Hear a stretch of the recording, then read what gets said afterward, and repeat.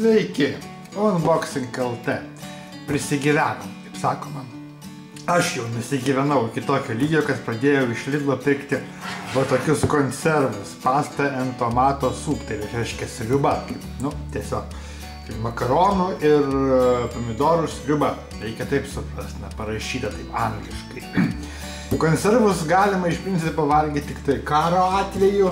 Ir jeigu tu esi turistas ir turistauji, o namuose tai iš tikrųjų reikėtų pačiam darytis sriubas, kaip ir skaniau ir lengviau. Dabar nepamenu, kiek kainuoja šitie konservai pirkti iš Lidlo, kadangi aš juos pirkau pakankamai seniai, tai jau čia kažkur tai pamečiau. Bet man, jeigu man atmintis manęs nepaveda, tai jie kainavo apie 2 eurus su centais. Tiesa, jeigu jūs žinot iš tikslę kainą, tiesiog komentaruose parašykite šito produkto kainą. Taip, kasgi čia dabar yra?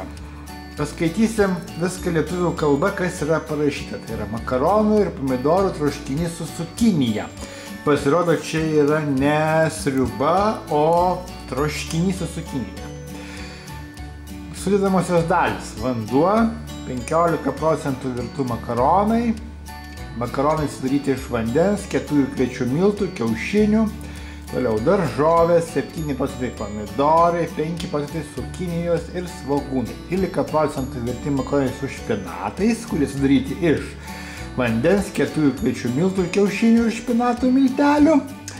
Taip pat dvigubai koncentruota pomidorų pasta, čia kaip supras dvigubai koncentruota.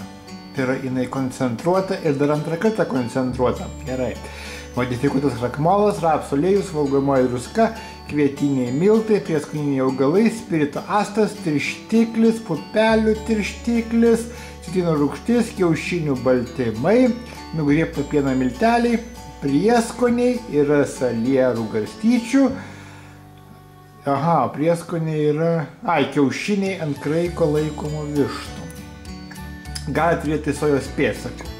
Gerai, paruošimas. Mes darysim puodę, mikrobangų krosnelės aš neturiu. Tai mes visą šitą turinį tiesiog sukišim į puodą ir kaip matot parašyta yra, kad puodė ant vidutinės kaitros kartkartėmis pamaišyti ir neužvirti. 100 gramų mes turėsim 57 kalorijas. Tai yra labai mažai, labai liesas sriuba ar tai troškinys ir pagaminta tai yra Vokietijoje. 800 gramų, 2 porcijos po 400 gramų. 400 gramų, 230 kalorijų. Iš tikrųjų kalorijų nėra, bet neaišku, ar šitie konservai bus skanūs. Realiai, kaip pasakyti, konservai yra konservai ir kaip sakau, karo atveju arba, jeigu jau turistauji ir neturi ką pasidaryti, bet turistaujant galima ką nors ir kitką pasidaryti, šašlyką kokį įsikepti, dar kažką tokio bus, manau, skaniau, negu naudotis tokiu produktu. Bet žingeidumas mano, reikia paimti ir pasižiūrėti, kasgi čia per konservai. Atidarau, iš karto pamatysim, jis toksai netirštas, pasakyčiau, skystas. Makaronų. Makaronai yra ir tokie, matot. Cukinijos yra. Ką žinau. Gerai, einam. Kaičiam, verdam, ragaujam. Tada ir vertinsim. Gal visiškai ir nieko. Šitoj bus labai daug druskos, kaip ir visose konservuose.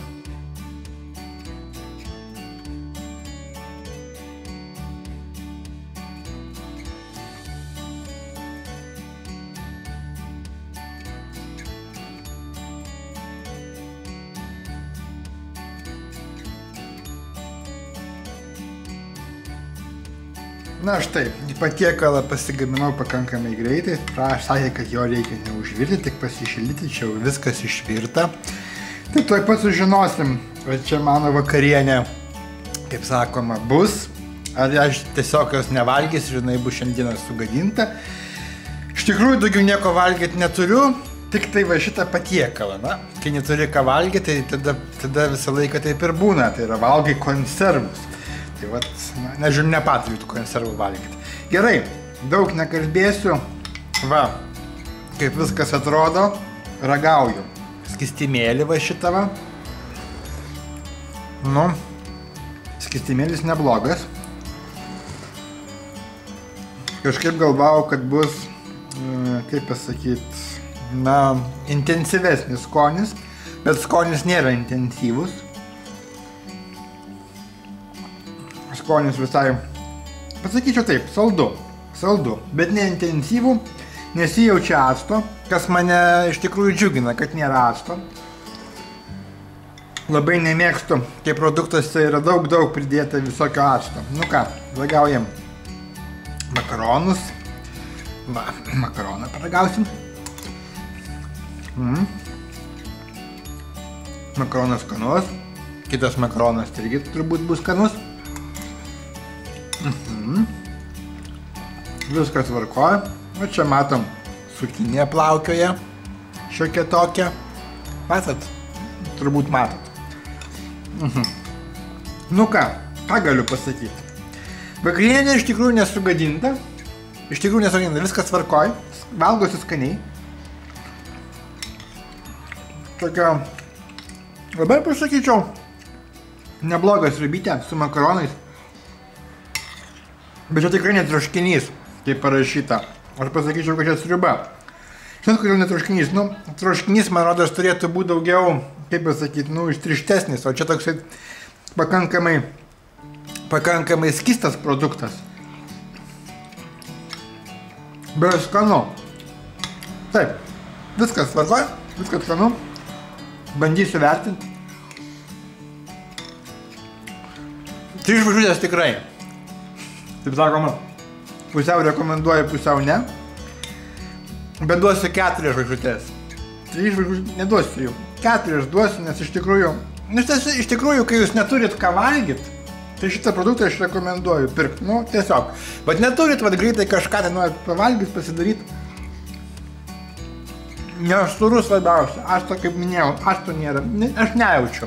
Nejaučiu, kad šita sriuba būtų privaryta acto. Viskas su ją tvarkoj. Tai 4 iš 5. Šitą prekę pirkti tikrai rekomenduoju.